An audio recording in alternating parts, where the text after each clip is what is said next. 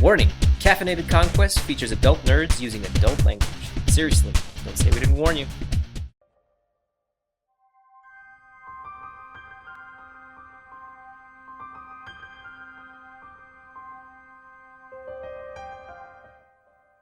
The doors were locked hours ago. Your colleagues were probably home with their wives right now, eating a home-cooked meal, playing with their children. But you were with your own true loves, the Antiquities and the Archaeological Department of the Montreal Museum of Natural History. And tonight, you've got a new hot date. A lithograph from the ruins of an ancient city deep in Africa. It came in late today and seemed like such a shame to wait until tomorrow. Thus, another night burning the midnight oil.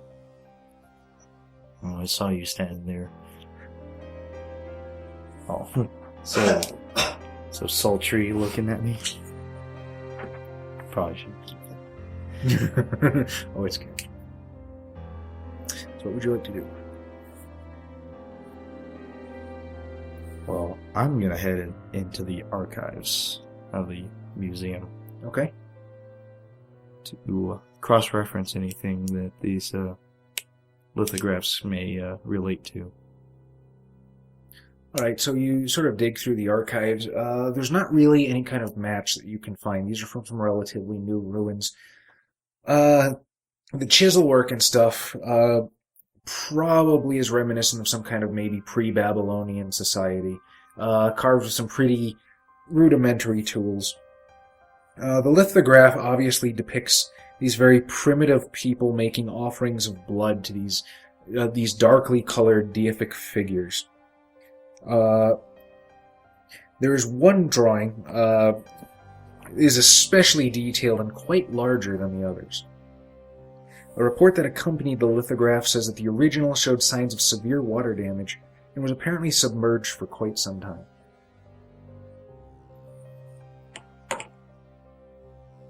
Could this be perhaps the Lost City? Atlantis?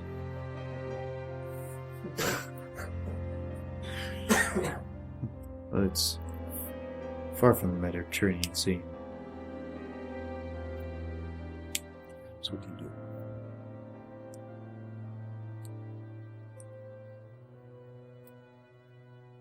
I check it, the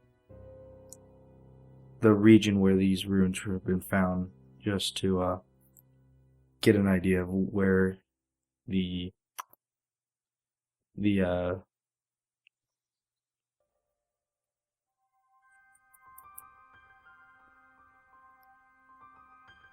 cartography is. Sure. Like. Absolutely. It's pretty easy. I mean, there's detailed reports about where they found it. The dig is still going on. You're sort of pouring through these, not quite dusty ledgers, but these stacks of paperwork that have been coming in recently, because this is kind of a big deal. So you're just going through these papers. Probably be pretty boring to most people. But, I mean, you're just loving every minute of this. This is your calling. This is what you do in life. Eventually, something happens that you don't expect. The end. Well, pack it up. That was fun. You hear a female voice sort of like call into the room. Excusez-moi, may I enter? You may. As you turn, you sort of see this woman's head sort of peeking in through the door. She's wearing these very thick sunglasses, which is strange. It's a little dark in here. There's just a couple of candles everywhere. But she's got these... sunglasses don't exist in the 1850s, do they? They do, they're just not very widespread. Okay, good enough. So she's got these very thick sunglasses on, these very long raven hair, and what appears to be a very pale skin in the soft candlelight around the room. From where her head is peeking in through the doorway, she appears to be very tall. She sort of, as you sort of invite her in, she just sort of She moves very elegantly, very gracefully, and the shadows around her just seem to, peel back ever so slightly. She says, thank you for inviting me in. I was not sure you'd be so hospitable. Well, I can only assume if you're here, you're either just as curious about some recent discoveries as I am, or the museum curator, which, if that's the case, I have no right to deny entry. I do fancy myself a bit of an antiquarian. So I've heard that you found this wonderful lithograph. Could you show it to me, please? Well, I suppose I may. Forgive me, where are my manners? My name is Beatrice. My name's Byrk. Oh, yes, sir, I know this already. Your findings are quite well renowned among my certain circle. Fancy yourself an archaeologist yourself? I know a few things. I've had quite a while to compile my records. Well, there's not a lot of things more alluring than the exploration of places that haven't been touched for a very long time. I'm so glad you agree. There's nothing quite like history. The very tapestry of the world laid out before you. So tell me, what do you know of this? And she sort of peers over your shoulder with very keen interest, although her expression is somewhat inscrutable.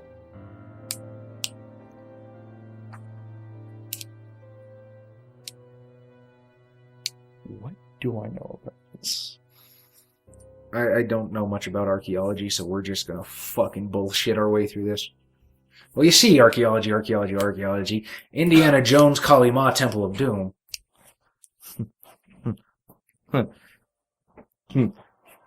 Temple traps, treasure, boulder.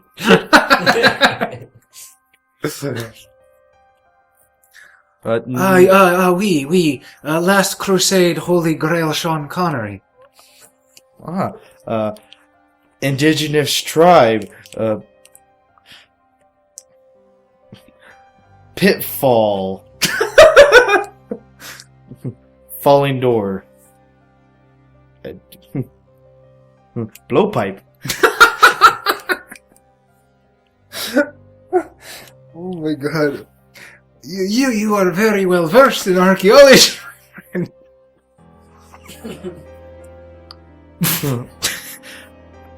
This is what happens when you make a character smarter than you are. No offense, but I'm currently role-playing one that is much smarter than me. I'm sure Byrk knows more about archaeology than I do. Yeah. I've explored a few ruins or two. Really? Which ones? You must tell me.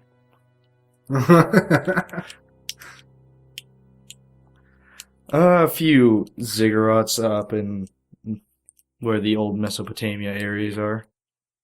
Ah, yes, the Mesopotamia areas.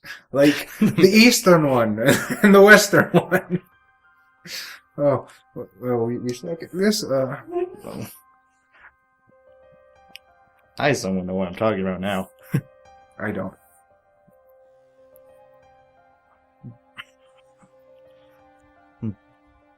The Great White Temple.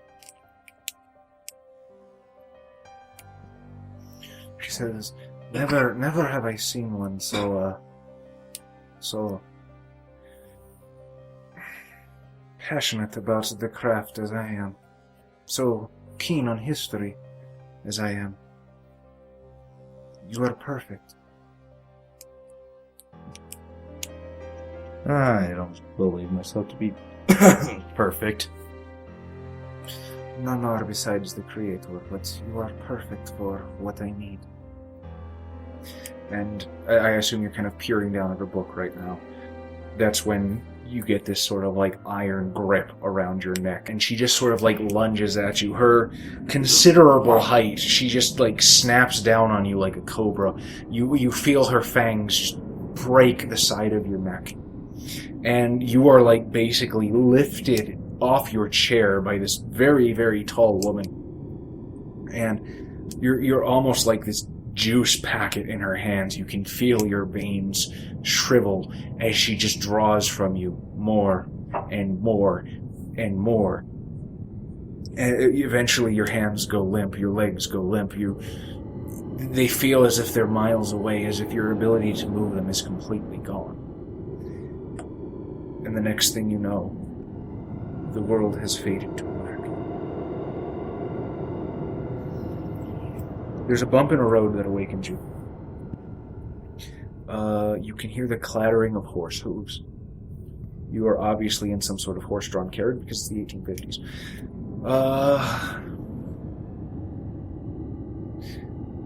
Wherever you are, it's very dark, and the air is very stuffy. You can feel this heavy weight upon your chest, but it's... You don't have dark vision, do you? Yeah. Dark sight, okay. Fuck, this is gonna be a bitch. You feel this like heavy weight on your chest, just sort of like holding you to the ground. Every once in a while, you can see this tiniest crack of light peek through what appears to be wooden planks just before you, like maybe a foot away from your face.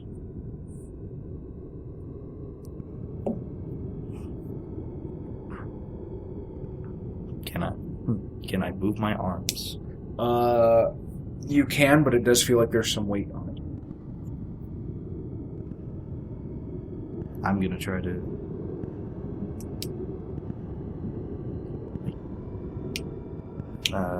get myself free. Okay, well, you're not exactly like shackled or anything. As you sort of like get your bearings and you test the weight of this thing that's upon you, you realize it has a very human shape. And apparently there's this person that's just laying on top of you, and he begins to stir. And he just looks around and begins to panic, and as he's panicking in this very, very small space, he's like digging knees and elbows into your sides, and he just starts Suije, quieto, urlando, and roll self-control. You have one die.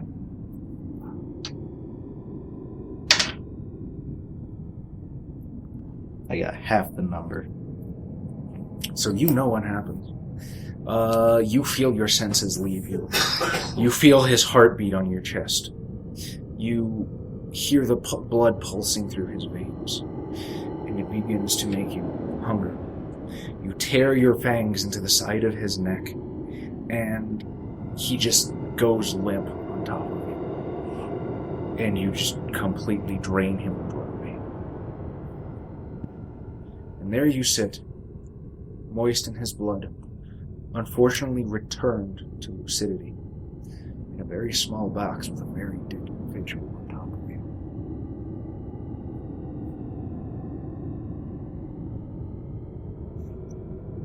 Huh? It's me. I'm assuming that just something in my head snapped, and I disassociate myself from the action of what just happened. Eventually, the clattering of the hooves stop. What little air that you can suck through the wooden planks smells like ash and soil. There's a shifting beneath you, as if the box is being moved. And then sudden weight as you sort of drop to the ground, and you can hear like a dragging noise as this crate that you're in continues to move. I'm gonna start, banging on the top, or right in front of me, as this dead dude. The crate stops moving. And you can hear snapping wood as the lid of the crate is just basically ripped off, and these bent nails go flying. And you can see Beatrice standing there. She's no longer wearing her sunglasses, and her eyes are these absolutely pure black orbs. And her pale white skin seems to radiate blue in the moonlight. And she looks down at you, hauntingly comforting, almost the way a mother would. And she says to you, "Ah, you are awake, and you have finished dinner." And she just reverently lifts this dead man out of this crate, sets him off to the side, and she says, "Another thing I shall have to beg forgiveness for," as she invokes a crucifix and says, "Deo pardonamur." "Come, my child," offers you a hand.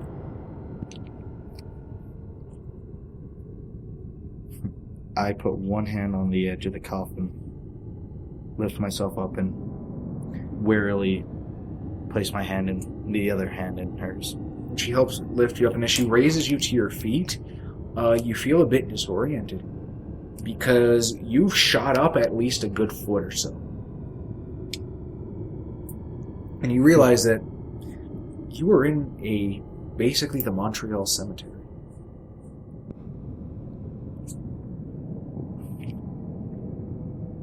What? Who? Where? Why?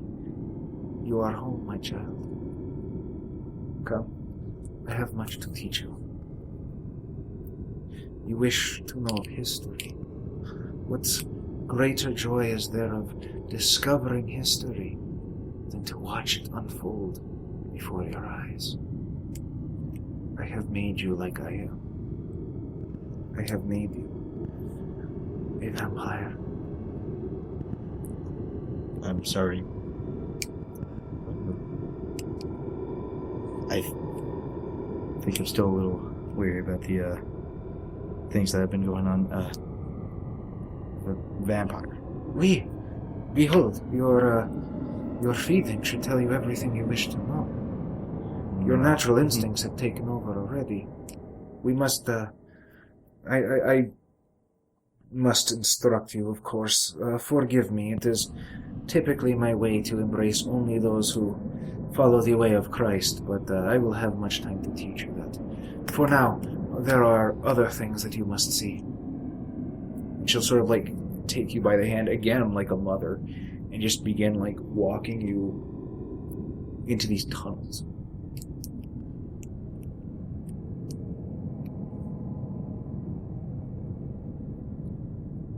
Just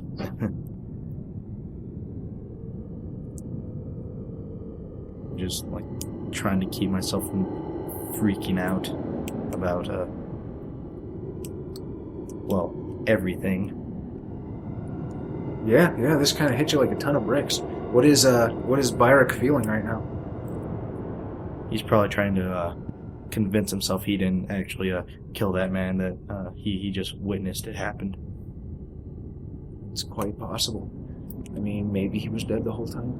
Maybe just a lack of air got to his head. Beatrice leads you underground to what you expect to be a small tomb. But after several twists and turns, you emerge into a massive 30-foot-high chamber. At its apex is a mural of glass simultaneously stunning and horrific, depicting massive, horrible monsters bursting up from the earth and devouring lesser creatures. Beneath it lies a throne that seems to be made of human bone. There is much for you to learn.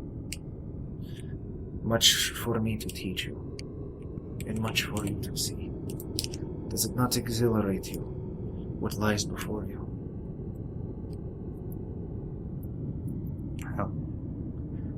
How's this place never been found before? We go to great lengths to keep it secret. Rejoice, for you are one of the anointed, the lucky few who gets to see the true grandeur of this world. Now I can explain to you the lithograph. Oh, we will have many conversations. Yes, the lithograph, that's right. Come, I have a surprise for you. And she sort of leads you on through one of the exits from this massive chamber. and you approach what appears to be a chapel. Almost... what's the word? Almost blasphemous, as it appears to be almost Catholic in design, but it clearly isn't. And all along the walls of this chapel there are these small different altars, these little cloisters, where you see certain people just praying and reciting these profane affirmations. And at basically where the crucifix would be, there's a very large statue of a man. And immediately you recognize this man as the very same one that was detailed in the lithograph.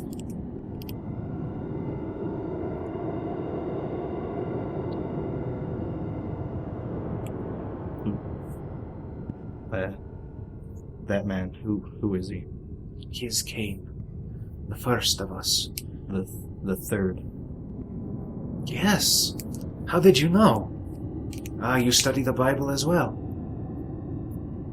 Like I said, I've been to ancient Mesopotamia.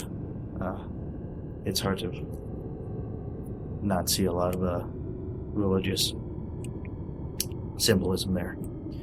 Yes, he is the very same. Drink him in. Take his actions and think of them. God cursed Cain so that he may repent. It is our way to do so as well. I will teach you all of the path of redemption. Do not worry. Come, I haven't shown you the best part yet.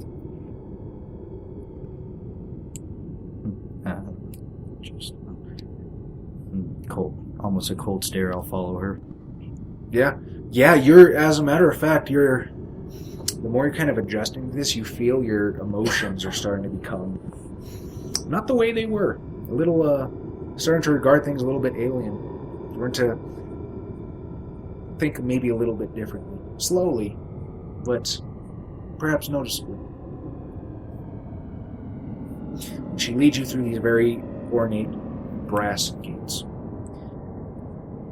And on the other side is the biggest library you've ever seen in your life. Multiple levels, just wall-to-wall books.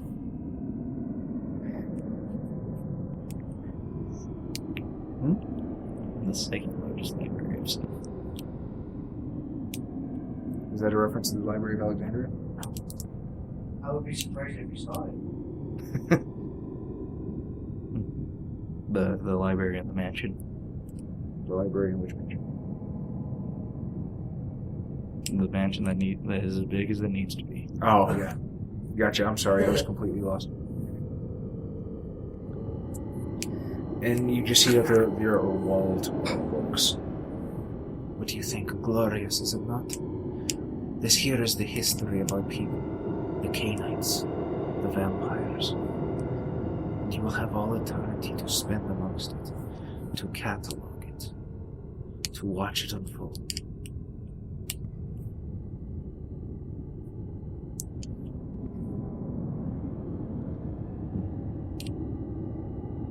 Cataloging. I've always, at least I think I would always, preferred a first-hand experience, but I can see, books have a wealth of knowledge. Come, let me introduce you to our scribe. And she sort of walks you over to this immaculately beautiful red-headed woman with these just piercing green eyes, and her skin is utterly perfect. And she is scribing in what looks to you red ink on leather. Beatrice says to you, "This is Molly, our scribe. For now you will apprentice under her. Do well, and we will make you truly part of us. One of the Sabbats." The Sabbat. Okay. Yes, much to be explained. The young one, it's understandable. I was much the same my first night. And as she's talking, you sort of look over at Molly, and Molly is literally like peeling away a layer of flesh. And she lays it on the table. Begins to write on it. And she says, "Believe me, I will teach you everything I can. There is much to know." And Molly sort of looks over at you and begins to tear away the top layer of skin at the top of her chest. And she hands it to you.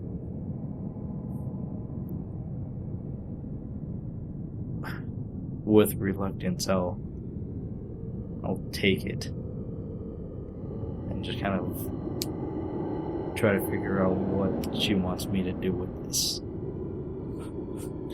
Eventually, over the next several months, you learn. You learn of what it means to be the Sabbat, the Sword of Cain, the true vampires, unlike the hated Camarilla that tries to shirk from their monstrous nature. You learn of what you can do, of the fantastical power of Mythosaria, of your dominion over the shadows. You're apparently not too keen on manipulating the minds of others, but that's okay. The Sabbat seems to prefer more direct methods anyway. You learn about the litany of blood, the record of the Sabbat's heroes, of those who were embraced of their final death. Apparently that is the vampiric term for what it means to be returned from the grave that you've defied. Beatrice tries to just hammer religious thought into your head and how important it is to how important that the sin of being a vampire must be balanced out. How does that fly with you?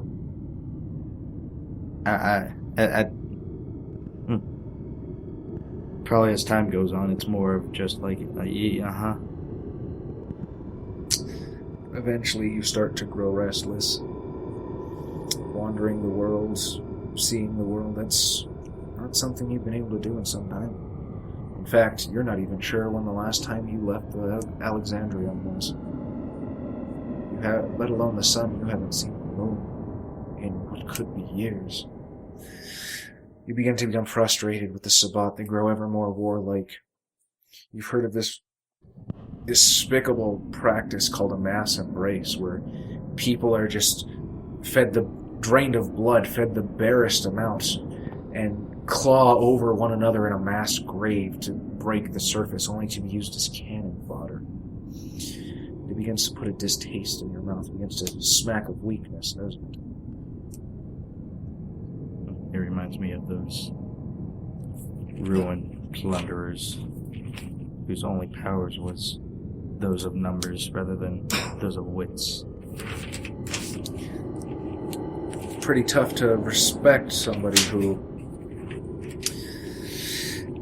can't even use their brains and must just mindlessly throw wave after wave at somebody, isn't it?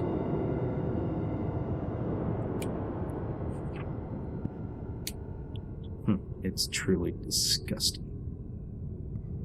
Filth. Your conviction has been hardened.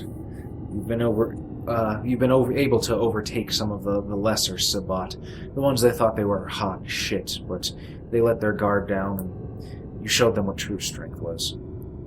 Eventually, your generation was even higher than your sire's, closer to Cain, as they explained it to you. Perhaps if the third was so great, so powerful, as he does seem to be revered with his own chapel, perhaps this is the way. After all, what is the relationship between a hunter and prey than those who are smart enough to survive and those who are dumb enough to get caught? You grow tired of the Sabbat. You grow tired of merely cataloging. One night in 1942, you decide to steal away with yourself into the night.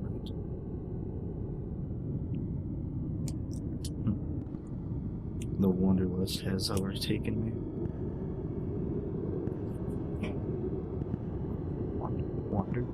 Wanderlust? Is that what I meant? Yes. You go back to your old ways. You begin to travel the world as you used to, as best you can now. There are added complications that you never knew were there. Lupines that stalk the woods, and other gangrel which are also kindred, some of the most brutal ones from your days in the Sabbat. Some of them are relatively easy to deal with, other ones are little better than animals.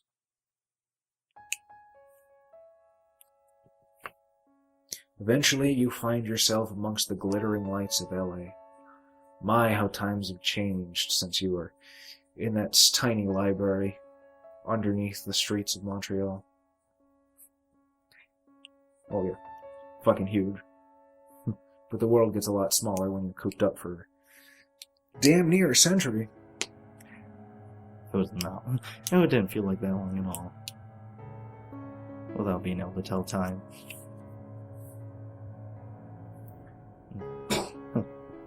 Yeah, that would be a shock. Just seeing the world after about 90 years change. Yeah. After 90 years of nothing but books, then you come out and it's like, what is this? How do you feel as you're sort of traveling the world? Maybe that drives you, spurs you on. I'm probably intrigued by these horseless carriages. Internal combustion. And the fact that there had been 2 great wars, or there's a great war and another one raging. Imagine the entire world coming together like that. And have you seen the way the women dress? Harlots, I tell you. That's actually a valid point. By the way. No shit.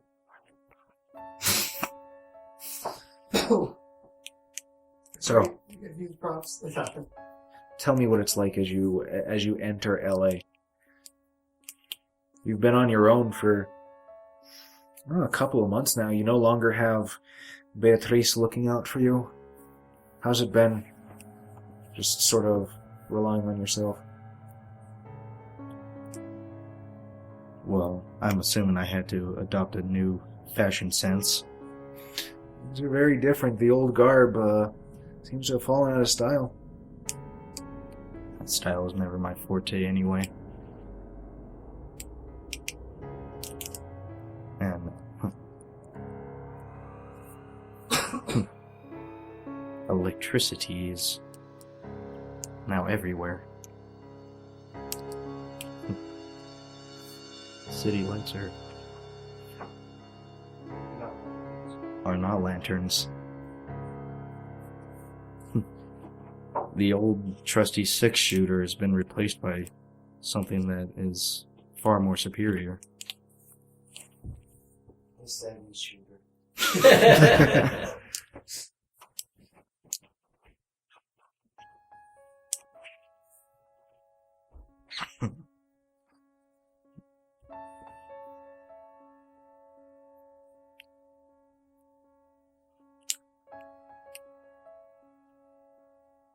But how do you actually enter the city of Los Angeles?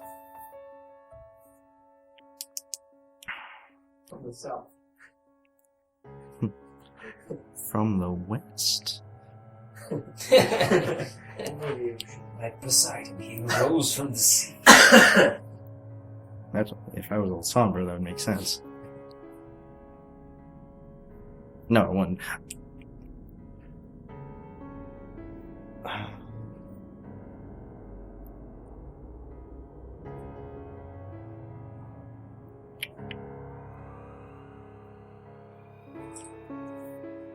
I maybe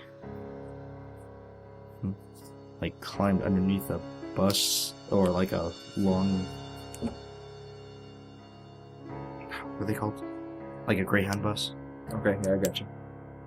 until it reached about one stop just outside of LA. I didn't know where it was going. I was just going. How far can this carriage take me? So one day you find yourself in the city of Los Angeles. And you begin to grow hungry. So, you, as you often do, decide to grab a bite from one of the local passers-by. You don't kill them, you've quite better learned to restrain yourself since that first fateful night in the crate. Well, that wasn't me. Oh, yes. That was a monster. And suddenly, as you're in this sort of darkened alley, feeding on one of the passerby, there's a very smug voice over your shoulder. Well, what have we here? A new arrival feeding outside of the allotted grounds. I'll turn to the voice. You see a very dapper-looking individual, quite pampered, perhaps a hint of Spanish blood in him. Oh, does he have a white top hat? No. God damn. Blade's coming out of it? So as you sort of turn around, he sort of looks you over at your full height, but he sort of, his eyes like flash with holy shit, and then for a moment he sort of like covers it up with smug attitude, and he's like, "You're coming with me to see Don Sebastian." Not See. the gay birds. I'm here to find the cure for my You. grandfather.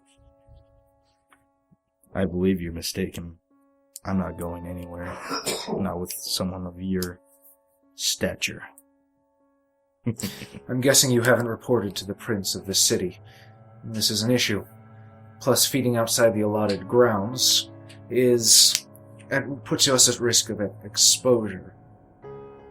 I can only wonder what punishment Don Sebastian would levy at one such as you. Oh, I'm sorry. Are you going to just keep spewing your Dirty Spanish propaganda. just keep spewing your tongue at me, or are you actually going to do something? So I'm going to make you the same offer I made Xavier. You have complete narrative control. Tell me how this encounter goes, and keep in mind that this is the part where your two friends show up. Yeah, that's right.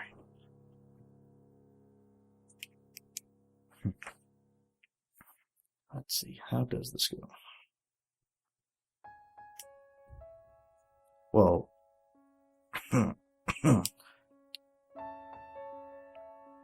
what is he exactly? What clan is he?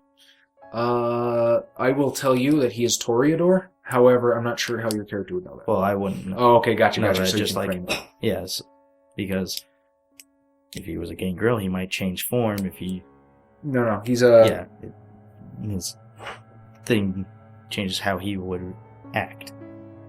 So he starts by sparkling at me. Oh. Big ball.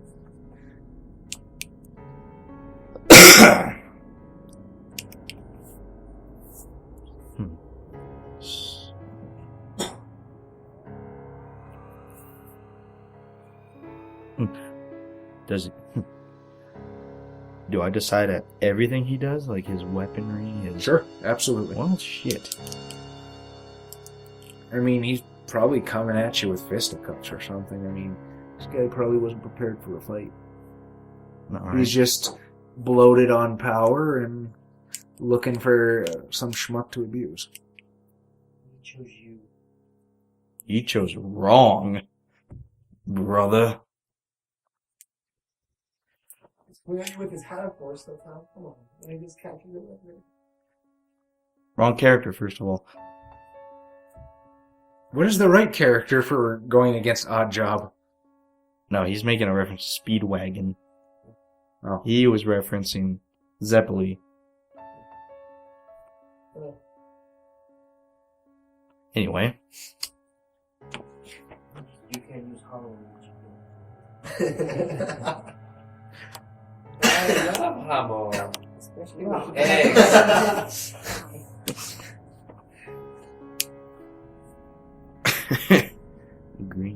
Grenades and ham. Okay.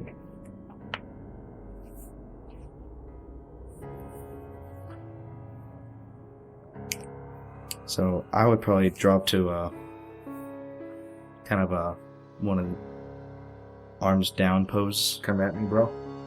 Yeah, but ye old, like the old style. Ye old come at me, bro. I don't know what that looks like. Well, This is like that. This is modern. My arms are a little lower than that. Gotcha. That's me, bro. And And you're like rolling up your sleeves. pulling my gloves a little tighter. You look like this. No. No. I imagine you're like that super manly meme, but you're, blue. And lanky. Yeah. So totally the opposite. Just like if you stretched out Papa Smurf. I'm not like fucking. Anyway, we're getting too far off.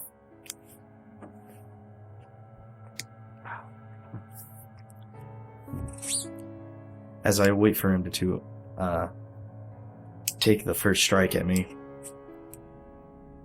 because, quite frankly, that's how a lot of the weaklings of the Sabatois fought.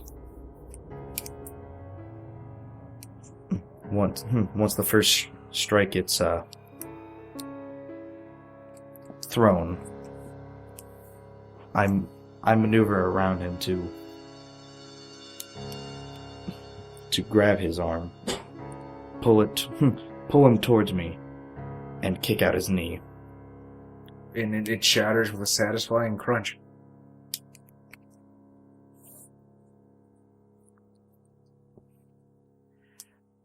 See, it's weird having to choreograph the enemy's movement too.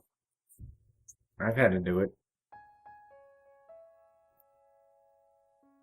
You don't have to go blow for blow. Just you can tell me how the fight ends when your buddies show up. And then Well, they show up midway Right. through. you don't have to go blow for blow. I punch him and then I kick his knee and then he hits me with an uppercut that grazed me. You don't have to go into that much detail. You can do as much or as little as you want. All right, yeah, But what I'm saying is it doesn't have to be a turn-by-turn synopsis. yeah. We trade blows, and eventually, I grasp his face because I can do that because my hands are big. You're one of those guys that can just palm a basketball. I could palm a fucking watermelon.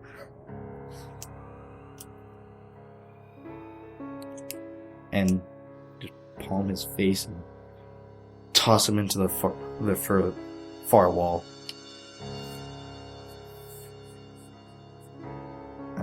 Yeah, you toss him into the wall, then what happens? And that's when two others enter the fray. Two unlike myself are the assailant. And how do these two look? Basically like Van Helsing wannabes. They got the long tan trench coat. Maybe No. they got like a hammer in one hand, a stake in the other. Probably that. I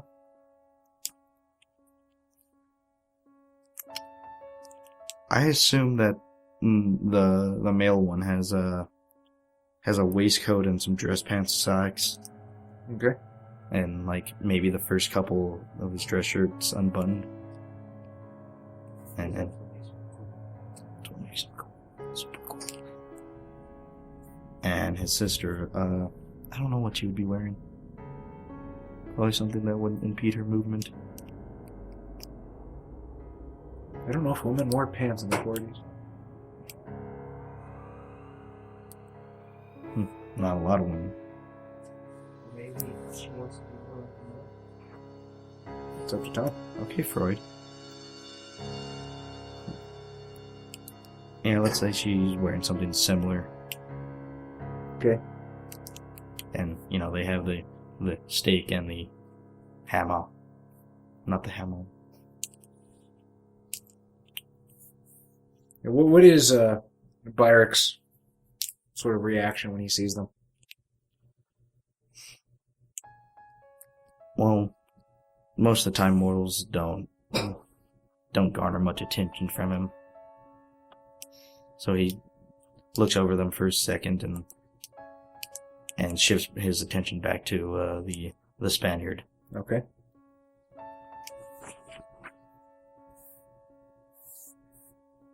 And, of course, the Spaniard sees the mortals as a quick source of refreshment to heal any wounds. Of course. So he quickly begins to make a break for them, grasping at... let's go with... let's not make this misogynistic. Let's say he attacks Isaac. Okay. But, of course, this was the... this was his downfall, for he left himself open. Your big meaty fist! Not me, just pan-like. Pan-like, gotcha. Pan.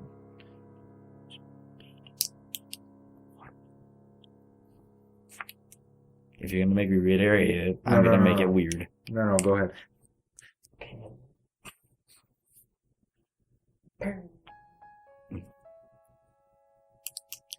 And let's have fun with this. I grasp him by the shoulder and head and quickly sink my fangs into him, Cool. draining him of everything. So you pretty much drain him completely. Unfortunately, this whelp doesn't really give you much of anything in terms of generation. A It wasn't. weakling as you knew he was. It was never meant to be. So as you kind of drain him and shrivel him like a 1940s Capri Sun packet, the hunters sort of look at you in horror and take a defensive posture. The stake raised defensively before him and the hammer behind his head. And I dropped the assailant. Did he ever give him a name? Or did he ever have a name? Yeah, he had a name, he just never asked it. I don't think your character would have. That's very true. Yeah. It's like, I'm sorry, sir. How rude of me. We should introduce ourselves before mortal combat. Well, I mean, you know his name. Oh, god damn it. Shut the fuck up. I don't And know who it was. I just drop him, turn my back to them, and continue my way. They seem a bit puzzled, and they like move to try and attack you, and then they go back, and and then they're back, and then they go, and then they're back, and you just kind of like regard them quizzically over your shoulder and slink off into the night. Eventually, you've kind of noticed them. They like to hang around you over the past couple nights. You can see them sort of like peeking through the window of the haven you've made in the library on the outskirts of town. Don't actually do anything. Just kind of watch. Start to wonder what their deal is. Start to wonder if maybe they're waiting for you to drop your guard. But that wouldn't be your way. That would be the way of the imbecile, the weak. But they haven't made any moves, they just kind of watch. One day they make another blunder. They take on another pack of vampires, perhaps some of those howling Sabbat shovelheads that you became all too acquainted with during your time. And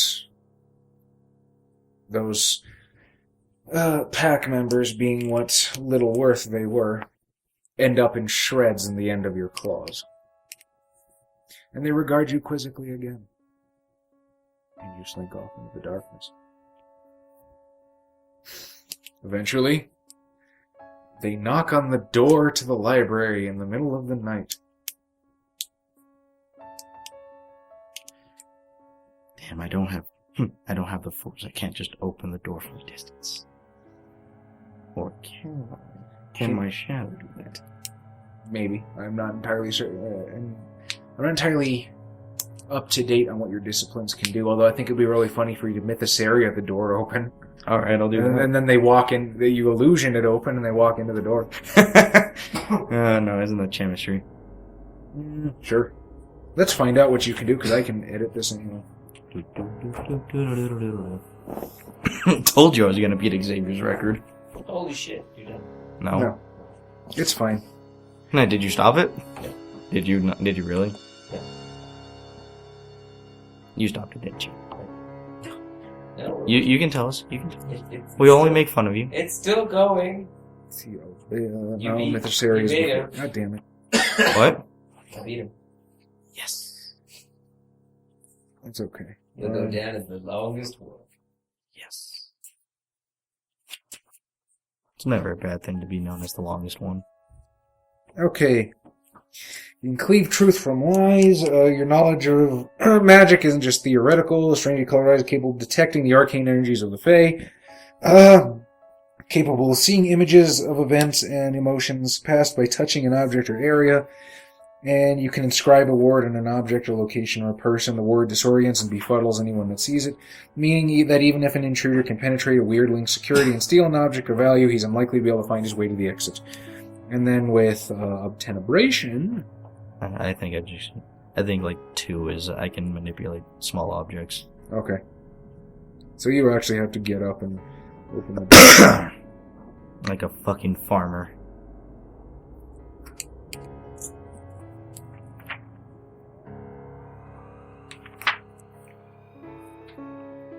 So what do you do?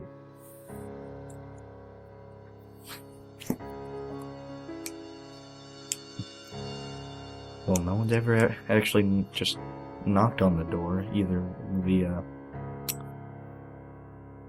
gumption or foolishness. So I'll go open the door. Right, so you open the door. Are you going to do the standard Kiasid thing where you're like exceedingly polite, or well, how do you what do you do as you see these two these two hunters that have been following you around? They look almost as bewildered as you do when you open the door. I guess I should be exceedingly polite. I'll invite them in. They'll sort of like just timidly like look up at you because you're this towering statuesque thing, and they will walk in, sort of like Isaac's got his hat in his hands. Does the female have a name? Cassie. Isaac and Cassie. Cassie just like wringing her hands together and looking at Isaac like, you heard about this? And he's like, not really, but they sort of walk in and Isaac looks up and goes, hello, sir. Greetings. Isaac, how are you? And he will very awkwardly stick out his hand. I'll shake his hand. Your hand envelops his and just... Now, what do you want? You're not like the others that we've met. Haven't heard that one before. Why do you kill your own kind? Because they disgust me. But aren't they like you? No. Not at all. And I'd appreciate it if you didn't compare me to them again. I did not mean to offend, sir. I apologize. And he sort of like shrinks into the corner again. You think all just because we stay up when we're all the same? So we have no bedtime. I can play Monopoly. We always win Monopoly. I will ask again. What do you want? And Isaac kind of tripped over his words for a while, and finally Cassie just blurts out, would you like to help us?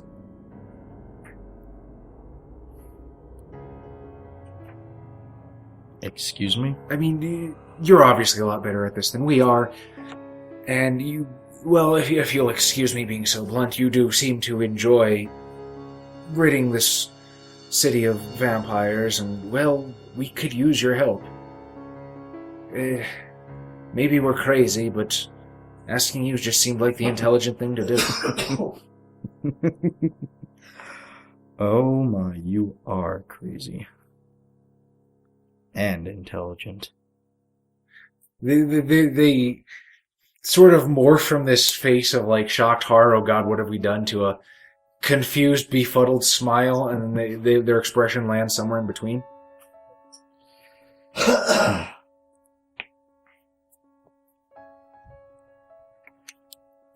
disposing of the weaklings is always, quite frankly, fun. Well, And Isaac kind of looks at Cassie. They have fun? Shut up! Nobody's talking. You're gonna be like the evil Zordon.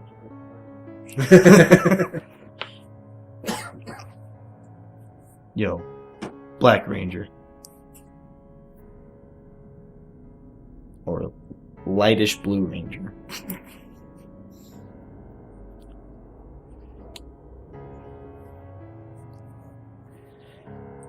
If you...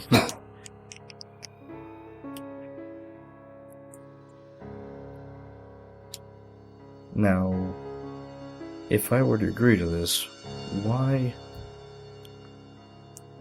would this benefit you as well? It seems like our chances of dying horrifically in a matter of seconds greatly de-escalate when you're around.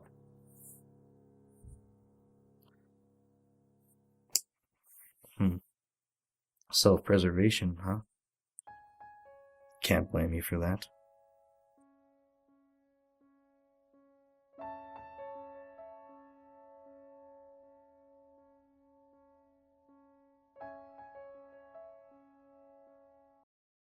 Is it like a steel beam?